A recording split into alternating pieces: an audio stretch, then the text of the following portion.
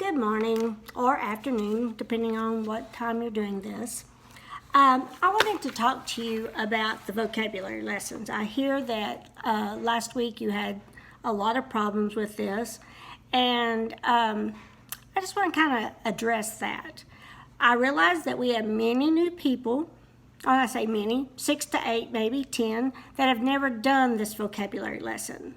But the rest of you in each pod that have been here since October, November, we've done this pretty much every Monday since you started here and I started here.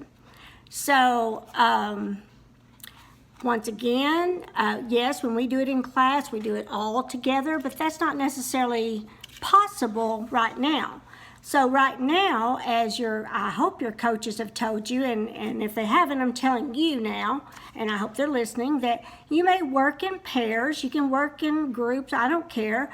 But every pod that I teach, there's at least 1 or 2 people that know how to do this vocabulary and know how to do it very well.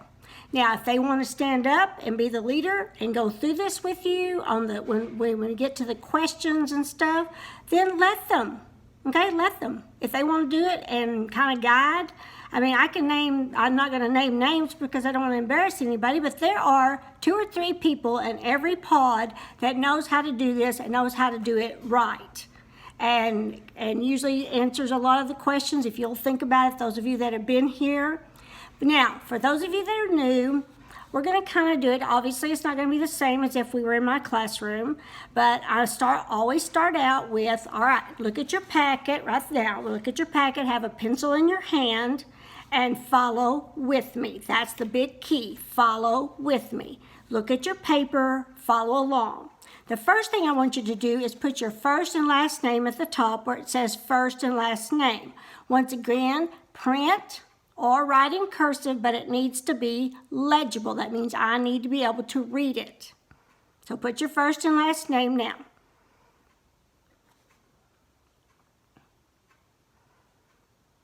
When you finish with that, put what grade you're in. You may not know, especially if you're new, but put just what you think you are, what grade you are. And then it's very important that you put your pod so that I can find you in my list of students and know where you are by grade or by pod.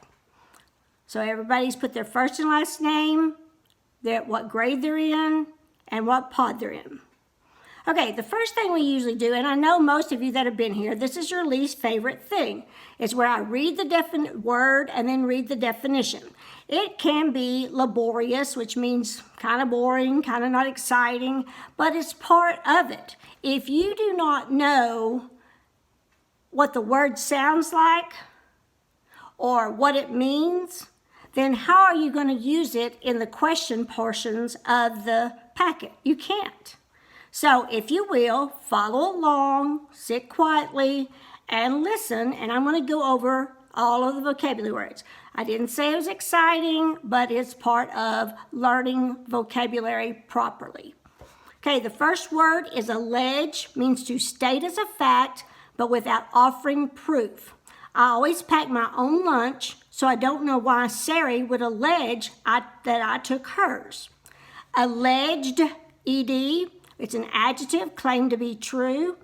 The alleged thief of my bicycle turned out to be my sister borrowing it without telling me. Allegation, it's a noun, something that is alleged. Our neighbor claimed that my brother was the boy who broke his window, but he could not provide proof to back up his allegation. Okay, the next word is conclusive. It's an adjective, putting an end to doubt, convincing. The sales receipt was conclusive proof that the shirt had been paid for. All right, counterpart is a noun, a person or thing that is similar to another. The British Prime Minister is the counterpart of the American President. Dismal, it's an adjective, dark or extremely gloomy. The dismal weather kept us inside for most of our summer vacation. Number 2, causing misery or sadness, depressing.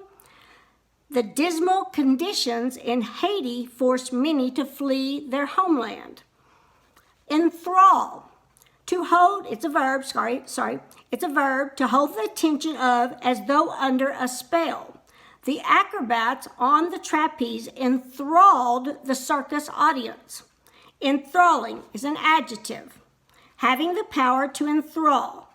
The children listened for over an hour to the storyteller's enthralling tales. Exotic, it's an adjective, fascinating because of being very different from the ordinary. Rare orchids and other exotic flowers decorated the table at the wedding. Okay, turn on the next page, right behind, turn on the back page. Incredulous, it's an adjective meaning doubtful, skeptical. The teacher was incredulous when the student claimed to have read the novel in 2 hours. Number 2, showing disbelief. My friend gave an incredulous look when I said I had seen a flying saucer. Incredulity is a noun, doubt or disbelief. My father gave me a look of incredulity when I said I had asked for extra homework. Legendary, it's an adjective, well-known, famous, and much talked about over a long period of time. Harriet Tubman, who led more than 300 enslaved people to freedom, is a legendary figure in American history. Number 2, relating to a story, usually an untrue story, handed down from the past. Paul Bunyan, the legendary lumberjack of fantastic size and strength, is the hero of many tall tales. Okay, the next word is lurk. It's a verb, to prowl or lie hidden as though about to attack. The farmer frightened away the fox that lurked by the hen house. Menagerie, that's an odd word, but it's pronounced menagerie. A collection of animals kept in cages for showing to the public. The owner of the menagerie assured us the animals were well cared for. Naive, it's an adjective, meaning inexperienced, ready to accept without analyzing.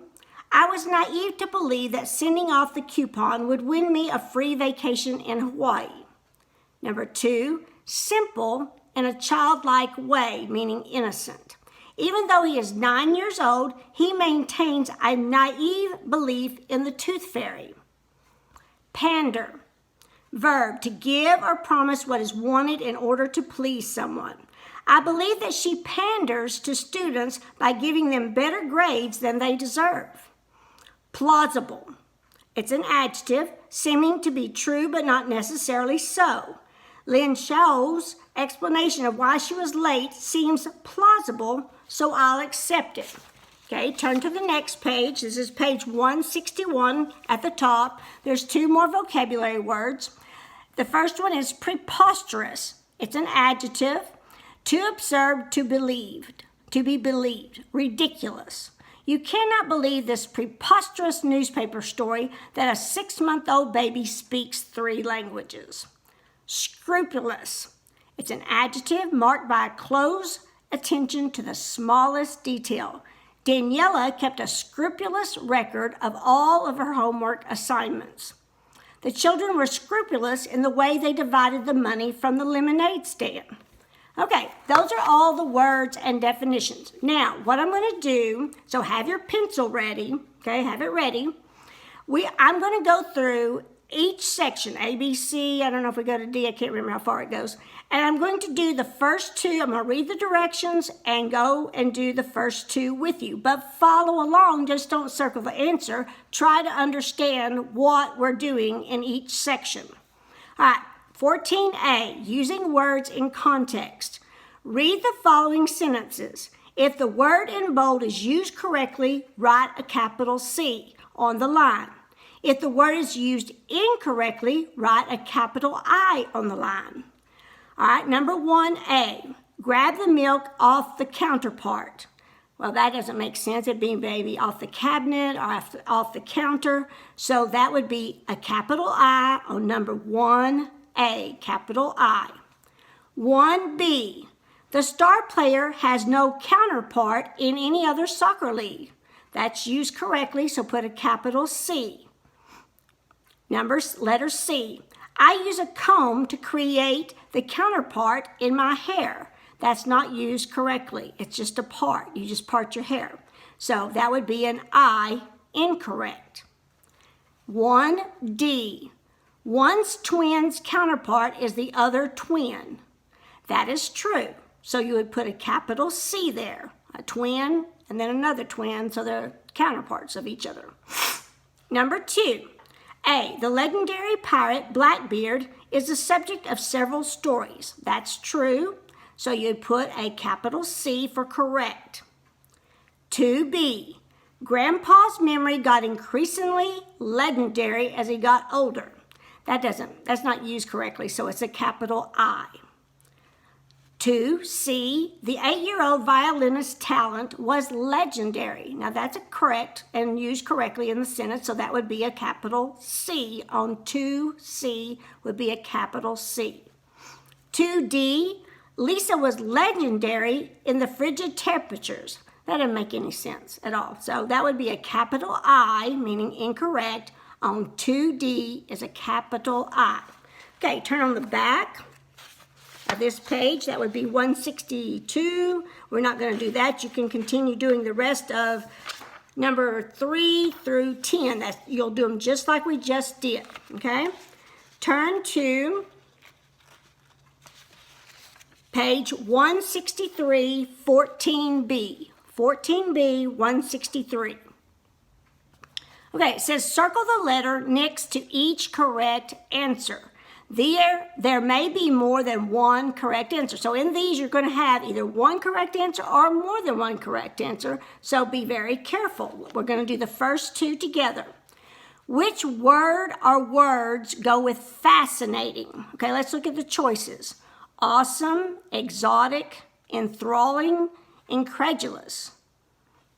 Well, personally, I would think it would be A, B, C, and D because they're all fascinating. If you're awesome, you're fascinating. If it's exotic, it's fascinating. If it's enthralling, that means it's so interesting and so exciting, fascinating. Incredulous, you're just, oh my gosh, something happened. Well, it could be fascinating. So on number 1, circle A, circle B, circle C, and circle D. So they were all correct. Now, it's not always going to be like that, so be very, very careful. Number 2, which word or words go with give into? So you're giving in to somebody or to something. Enlighten, lurk, allege, or pander. Personally, I think it's just 2D. 2D. If you come up with a different answer and you can explain it, just circle whatever you think and put the explanation, and I will count it right if it makes sense, okay? All right, turn the page. I've done those two. That's how you do those two. Turn the page to 164, 14C, determining meanings.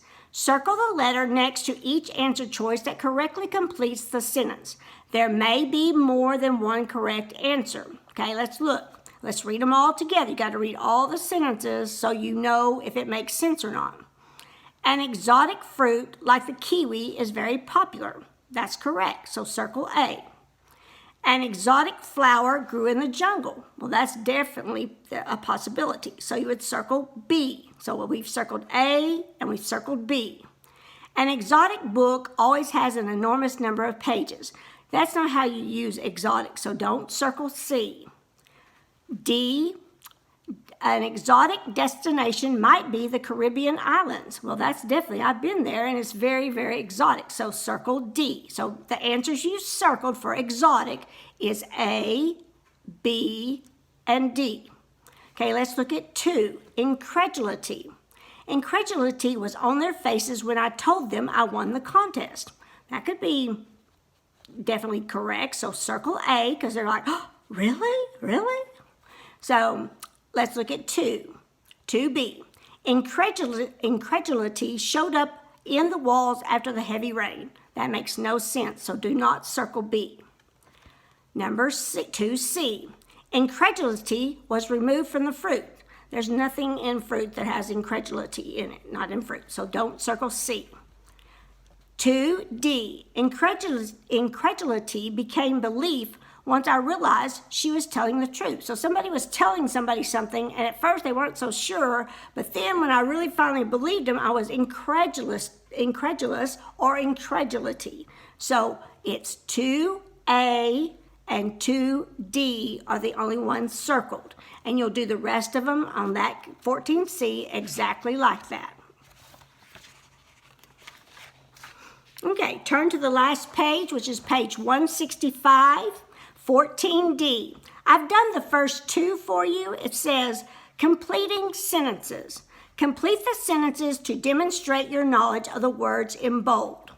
And one thing that will help you here, if you'll go back to the first two pages and the top of that third page, they have the definition, they have the parts of speech, and they all have a sentence underneath it.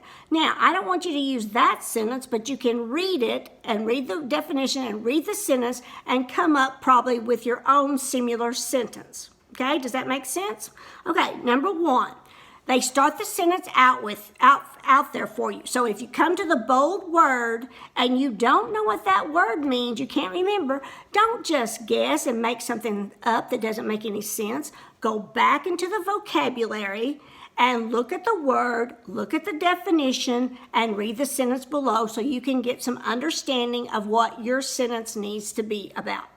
Okay, number one, the bold word, the vocabulary word is legendary.